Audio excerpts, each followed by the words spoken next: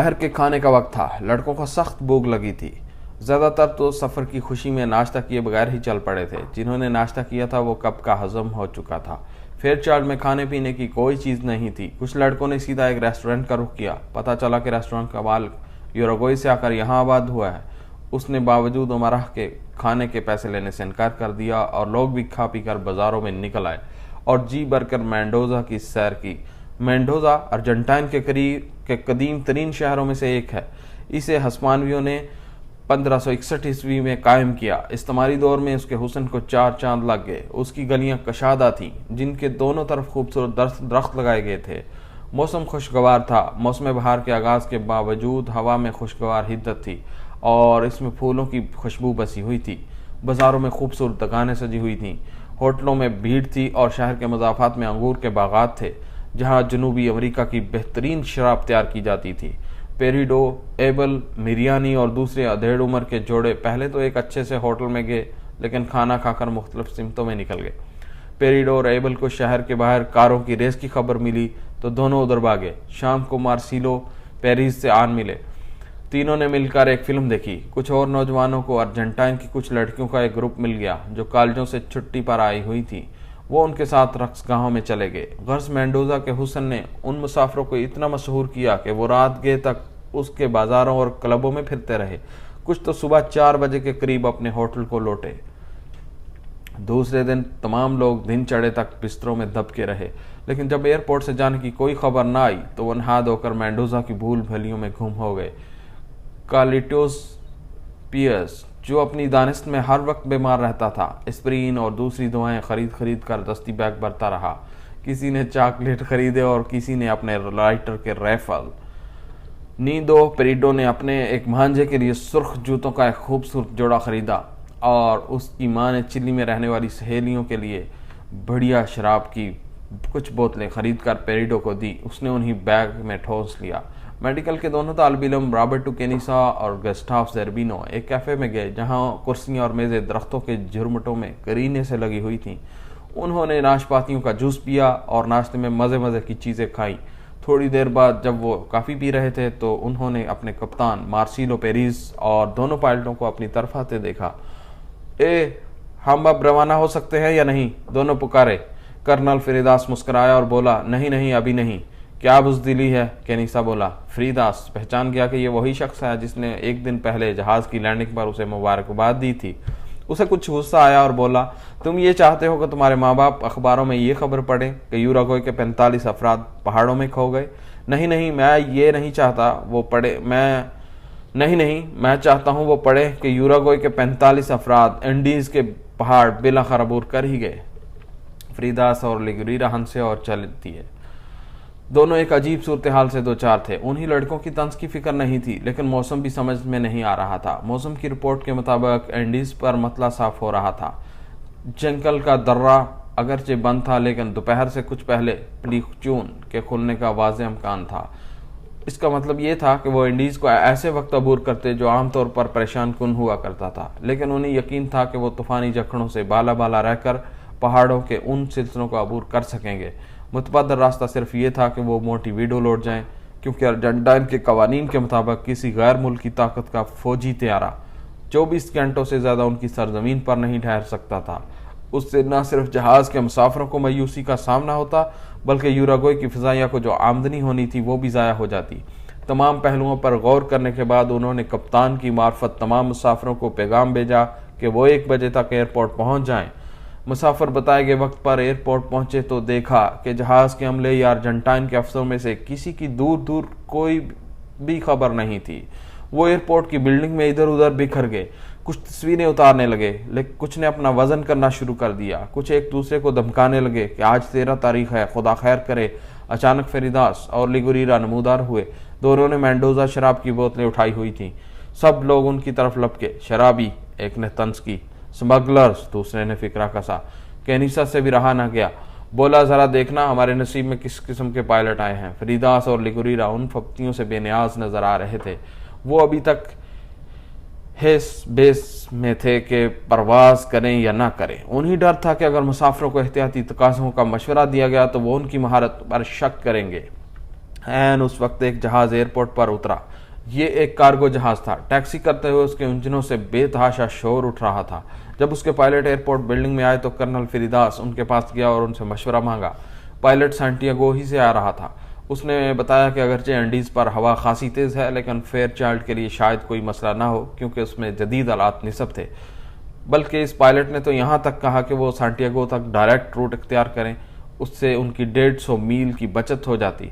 तहम colonel फिरिदास ने एहतियातन यही फैसला किया कि वो जनूब की तरफ पिलेंचून दर्रे पर से गुजरेंगे। जब परवाज का ऐलान किया गया तो लड़कों में खुशी की एक लहर दौड़ गई। अर्जेंटाइन के अफसरों का अभी तक कोई पता नहीं था। मुसाफिरों को कागजात और सामान की चेकिंग करवाने के लिए बहरहाल उनका इंतजार करना था।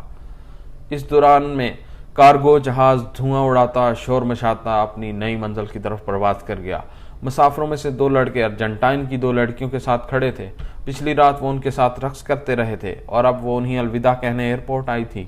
दोनों उन लड़कियों से बोले, अच्छा, अब पता चला कि अर्जेंटाइन के पास किस किस्म के हवाई जहाज हैं। तुम्हारे जहाज से तो बेहतर ही हैं, कम अज कम एंडीज को तो बिला झिझक अबूर कर लेते हैं। एक लड़की ने तरक्की जवाब दिया। मेंडोजा के मकामी वक्त के मुताबिक 2:18 पर फेयरचाइल्ड फजा में बुलंद हुआ तो जहाज का कंट्रोल लिगोरिरा के हाथों में था। उसने पहले चालो साइटो की तरफ परवाज की और फिर जहाज का रुख मलार्गो की तरफ कर दिया। बह पहले चून दर्रा के नीचे अर्जेंटाइन वाली तरफ एक छोटा सा कस्बा है। जहाज 18,000 फुट की बुलंदी पर उड़ रहा था और उसकी सिमत परवाज की तरफ चलने वाली हवा की रफ्तार 20 से 60 नाट तक थी। उनके नीचे जमीन खुश्क और बंजर थी। कहीं कहीं दरियाओं की गुजरगाहें और नमकीन झीलें भी नजर आ जाती, जिनके इर्द गिर्द बल्डोजरों के निशानात थे। उनके दाएं जानब आसमान से बातें करती पहाड़ों की चोटियां थीं। नीचे मैदान खुश्क थे तो ये पहाड़ भी भयानक सहराओं से कम नहीं थे। भूरे, मटियाले और सर्दी माइल पहाड़, जिन पर रोईदगी का कोई नामो निशान नहीं था। बुलंदी की वजह से बहरल काहिल से उठने वाली हवाएं उन तक पहुंच ही नहीं पाती थीं। इसलिए चट्टानों के दरमियान कहीं कोई मट्टी का किता नजर आता भी तो जा बजा उस पर आतिश फशानी लावे की तह जमी नजर आती। कोई दरख्त, कोई झाड़ी, कोई घास, कुछ भी तो नहीं था। बर्फ के अलावा कोई भी उन बेजान बुलंदियों को छू नहीं सकता था। 13,000 फुट की बुलंदियां तो हर वक्त बर्फ तले दबी रहती, लेकिन इस साल बर्फबारी ज्यादा होने की वजह से बर्फ काफी नीचे तक उतर आई थी। वादियों में तो 100 फुट तक बर्फ जमी हुई थी। परवाज में मदद देने के लिए फेयरचाइल्ड जदीद तरीन आलात से मुज़य्यन था। रास्ता दिखाने के लिए उसमें खुद का रहबर ऑटोमेटिक डायरेक्शन फाइंडर लगा हुआ था। एक रेडियो कंपास था और सबसे बढ़कर यह कि दूर दराज इलाकों से रास्ते का पता चलाने वाला आला VOR भी मौजूद था। इन तमाम आलात की मौजूदगी में यह एक आम सी बात थी कि पायलट ने 3:08 पर मलार्गो पर परवाज करते हुए जमीन पर निस्ब रेडियो बेकन से रहनुमाई हासिल की और फिर 18,000 फुट की बुलंदी पर करार रखते हुए G-17 के फजाई रास्ते पर यह जहाज एंडीज को अबूर करने के लिए दाएं जानब मुड़ गया। लेगोरिरा ने अपनी दानिश में पेलिंचून से सैंटियागो को अपनी आमद की इतला दी। उस वक्त 3:21 हुए थे। उसके बाद जब वो पहाड़ों के ऊपर परवाज कर रहा था, बादलों की एक तह ने जमीन को ढांप लिया। यह कोई तशवीश की बात नहीं थी। बादलों के ऊपर निगाह दूर दूर तक काम करती थी, लेकिन बादल ना भी होते तो पहाड़ों पर ऐसे निशानात थे जो पेलेंचून दर्रे को पहचानने में कोई मदद देते। अलबत्ता एक वाज़िया तब्दीली महसूस हुई। जहाज की सिमत में चलने वाली हवा मुखालिफ सिमत से चलना शुरू हो गई थी और इसकी रफ्तार भी खासी तेज थी। इसलिए जहाज की जमीनी रफ्तार 210 नाट से कम होकर 180 नाट रह गई थी। 3:21 पर लिगोरिरा ने सैंटियागो के एयर कंट्रोल को बताया कि वो दर्रा पेलेंचून पर उड़ रहा है और इसका अंदाजा है कि वो 3:32 पर क्यूरिको पहुंच जाएगा। ये एंडीज के मगरबी तरफ चिली का एक छोटा सा कस्बा है। सिर्फ 3 मिनट बाद फेयरचाइल्ड का राब्ता फिर सैंटियागो से कायम हुआ और पायलट ने जो बताया कि वो क्यूरिको के करीब से गुजरकर मेटियो की तरफ जा रहा है। उसके बाद जहाज ने अपनी सिमत तब्दील की। पहले रास्ते को छोड़कर जहाज अपने दाएं जानब मुड़ गया और शमाल की तरफ परवाज करने लगा। सैंटियागो के कंट्रोल टावर ने पायलट की बात को ठीक जानते हुए उसे इजाजत दे दी कि वो प्यूडा हेवल एयरपोर्ट की तरफ आते हुए जहाज 10,000 फुट तक नीचे ले आए। 3:30 बजे सैंटियागो ने फेयरचाइल्ड की बुलंदी चेक की। जवाब आया लेवल 150। इसका मतलब था कि लिगोरिरा इस वक्त तक जहाज को 3,000 फुट नीचे ले आया था। इस बुलंदी पर जहाज एक बादल में दाखिल हो गया था और तूफानी जखड़ों के सामने उसने हचकोले लेने शुरू कर दिए थे। लिगोरेरा ने मुसाफिरों के केबिन में एक साइन रोशन किया जिसमें मुसाफिरों को हदायत की गई थी कि वो सेफ्टी बेल्ट बांध लें और सिगरेटें बुझा दें। फिर वो स्टीवर्ड की तरफ मुड़ा जो कर्नल फरीदास के लिए खाने की कोई चीज़ लाया था। उसने उसे हदायत की कि वो पीछे जाए और यकीन करे कि सब मुसाफिरों ने अपनी बेल्टें बांध ली हैं। मुसाफिरों के कंपार्टमेंट में छुट्टियों का सा माहौल था। कई लड़के तो दरमियानी रास्ते में चहलकदमी फरमा रहे थे, कई खिड़कियों पर झुके हुए थे कि बादल हटें तो उन्हीं पहाड़ों की कोई झलक नजर आए। सब उनमें से भी प्रेस स्टीवर्ड अमले के दूसरे अफराद के साथ एक खेल में मशगूल था। स्टीवर्ड मारिनटीज पायलट केबिन से निकला तो उसने दरमियानी रास्ते में घूमते लड़कों को बैठने का इशारा किया और बोला, आगे मौसम कुछ खराब है, जहाज थोड़ी बहुत उछल कूद करेगा, लेकिन फिक्र की कोई बात नहीं, हमारा राब्ता सांटियागो से कायम है और अभी थोड़ी देर में हम लैंड कर जाएंगे। वो गैलरी में पहुंचा तो ताश खेलते लड़कों को आगे जाकर बैठ जाने को कहा। वो खुद भी एक और शख्स के साथ बैठ गया। जहाज एक और बादल में दाखिल हुआ तो उस जोर से धचका लगा कि कई मुसाफिर हरासा हो गए। घबराहट छुपाने के लिए एक दो लतीफ़े भी हुए। एक लड़के ने जो पीछे बैठा था माइक्रोफोन उठाया और बोला, ख़वातीनो हजरात, अपने अपने पैराशूट बांध लीजिए, हम इन पहाड़ों पर उतरने वाले हैं। सामाईन इसके ऐलान से लुत्फ़अंदोज़ ना हो सके क्योंकि ऐन उस वक्त जहाज एक और एयर पॉकेट से जा टकराया और सैकड़ों फुट नीचे गिरता चला गया। रॉबर्ट टू कैनिसा, जिसे खुद भी परेशानी लाहक थी, रास्ते की दूसरी जानब बैठी हुई सेनोरा निकोला से मुखातब होते हुए बोला, क्या तुम्हें डर लग रहा है? हाँ, मुझे तो डर लग रहा है, वो बोली। पीछे से लड़कों ने गूंगा गूंगा के नारे लगाने शुरू कर दिए। कैनिसा भी उनके साथ मिल गया। फिर उसने अपने हाथों में थामी रग्बी की गेंद डॉक्टर निकोला पर उछाल दी। उसने उसे दूसरी तरफ फेंक दिया।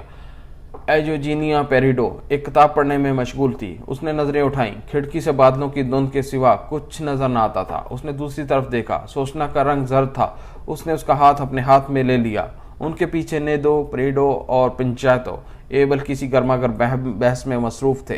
पेरिडो ने तो अपनी सीट बेल्ट भी नहीं बांधी थी। जब जहाज दूसरी बार एक एयर पॉकेट से टकराया और एक पत्थर की तरह नीचे गिरा, तब भी उसे बेल्ट बांधने का ख्याल न आया। दूसरी बार जहाज नीचे आया तो बादलों से बाहर निकल आया, लेकिन नीचे चिल्ली के सरसब्ज खेतों के मनाजर नहीं थे, बल्कि बर्फ से मस्तूर चोटियां थीं जिनसे जहाज के बाजू का फासला 10 फुट से ज्यादा नहीं था।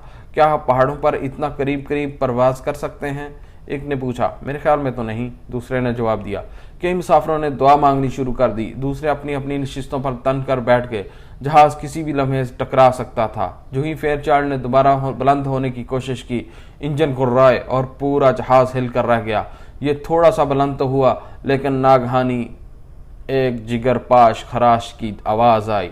उसका दायां बाजू पहाड़ से टकरा गया था। फौरन ही ये बाजू टूट कर अलग हो गया और जहाज ने फजा में कलाबाजियां खानी शुरू कर दी। फिर जहाज की टेल अलग हुई।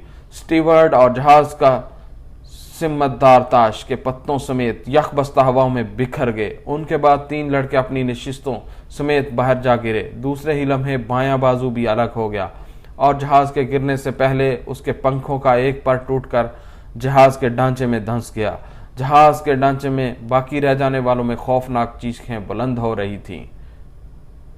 हर कोई मदद के लिए पुकार रहा था। परों और दुम के बगैर बाकी रह जाने वाला ढांचा पथरीले पहाड़ों पर गिर रहा था, लेकिन बजाय इसके कि ये किसी चट्टान से टकराकर पाश पाश हो जाता, ये पेट के बल एक गहरी वादी में गिरा और बर्फानी गाड़ी की तरह ढलान पर फिसलता चला गया।